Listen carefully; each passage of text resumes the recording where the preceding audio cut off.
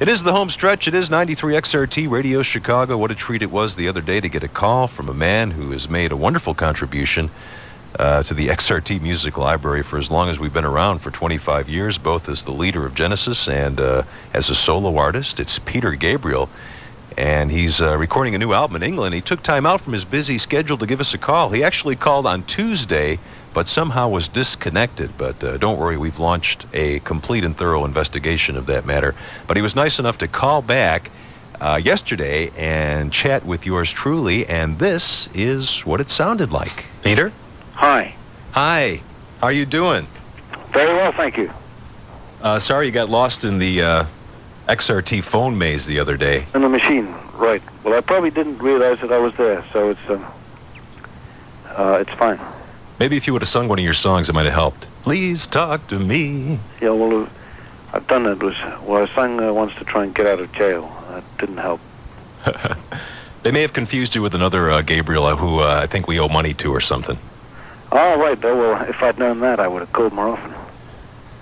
Well, thanks for calling. It's a great pleasure. And I guess the last word that I heard about Peter Gabriel was he was going to finish the WOMAD tour and then he was going to take a long vacation.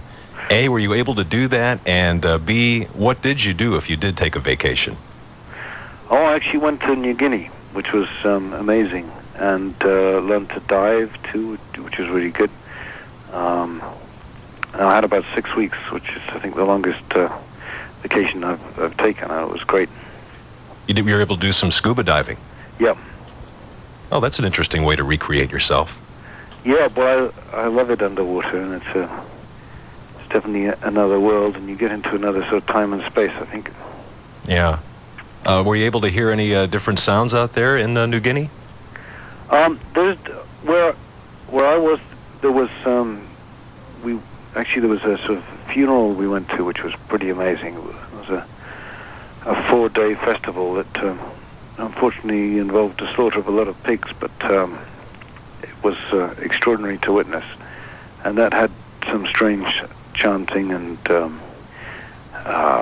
music, but there wasn't a whole lot of stuff that I saw in the musical department, except, actually, having said that, we went to the Goroka Festival, which is a festival. There are 2 main festivals full of traditional people from that area, and that was extraordinary, but it was more interesting, I think, from the sort of costumes and dance side than from a musical side, although there were some interesting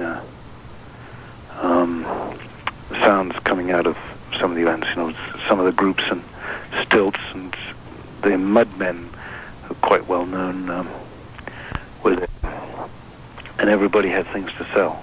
It was quite an interesting mix between a festival and a market. Mm. Yeah, I know someone like you seems to be, just judging from your records, someone who really absorbs a lot of different musical influences, and then I don't know, when you see something that's maybe you haven't experienced before musically, are you immediately struck with the desire to somehow incorporate a little bit of that into your next recording? To steal it?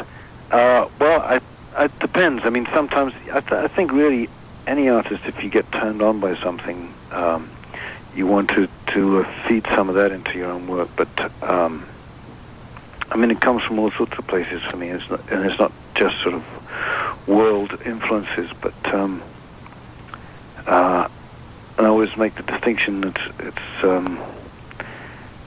with the sample world and stolen stuff. The difference for me is between vomit and shit. In other words, one has been through the system and been digested, and the other one is just regurgitated without a lot of work attached. So I recommend digestion.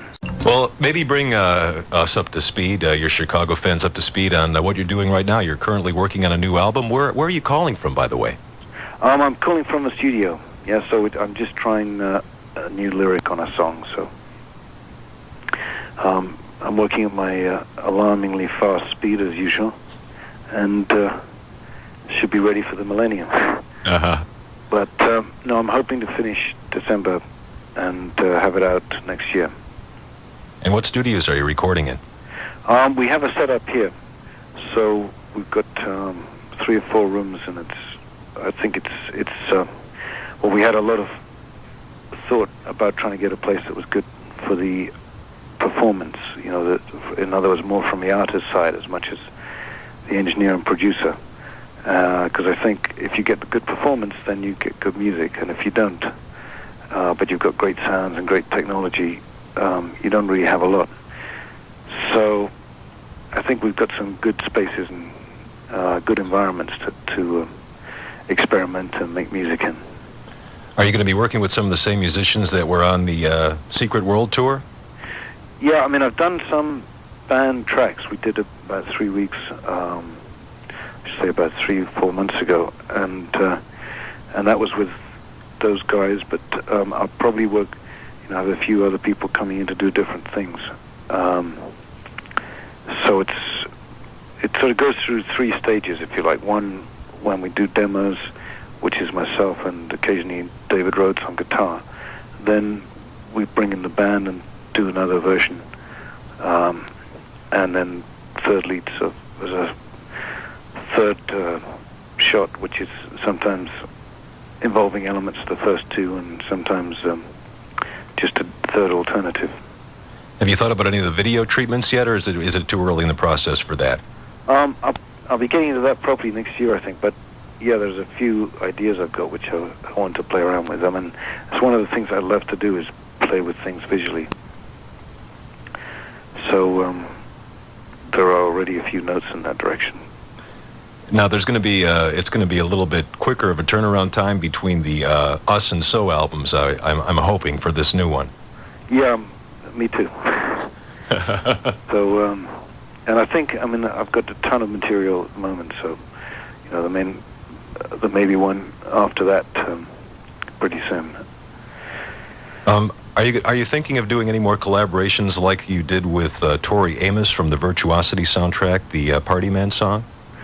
I'm thinking of doing an album of collaborations, which is maybe the second album. This first one will be more so Gabriel stuff, and then the second one, at the moment I'm thinking of calling it Another Tongue, and having other lyricists, some of the favorite people that I've listened to, do the lyrics. And I have an idea for a sort of theme for that, but I'm not sure if I'm going to keep to that or not.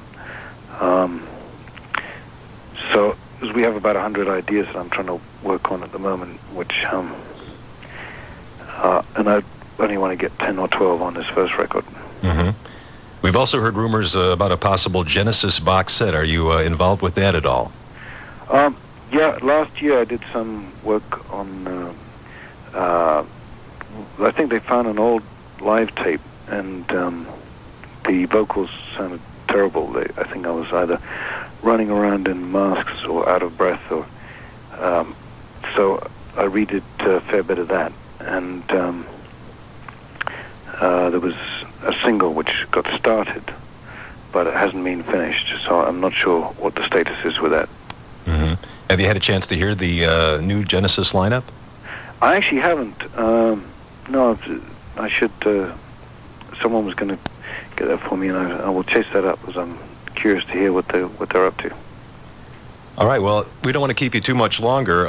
One thing I did want to bring up. I noticed around the graduation time here and prom nights, apparently "In Your Eyes," the song from the So album, has become quite the prom night, quite the graduation classic here in Chicago, at least. Oh, great. Well, it's very nice to hear. I think the film Say Anything, which I liked a lot, Cameron Crowe's film, was definitely responsible for giving it a second life. Good luck on the album, and get it out as soon as possible, and hopefully, I'm sure you have a tour planned to go along with that? Or is it too early to even talk about that yet? Yeah, we're sort of vaguely thinking about next summer, so that's not for sure yet, but if we keep the schedule on the rest of it, then I should be getting into gear then. Well, thanks so much for calling. We really appreciate it. You know, we're celebrating our 25th anniversary of XRT, and really, you know, our anniversary is kind of linked with your musical career because they roughly parallel each other, and certainly, you know, our time spent playing records on XRT would have been a lot less without your musical input. Well, I appreciate that, and I appreciate all the support I've had from the station over the years, too.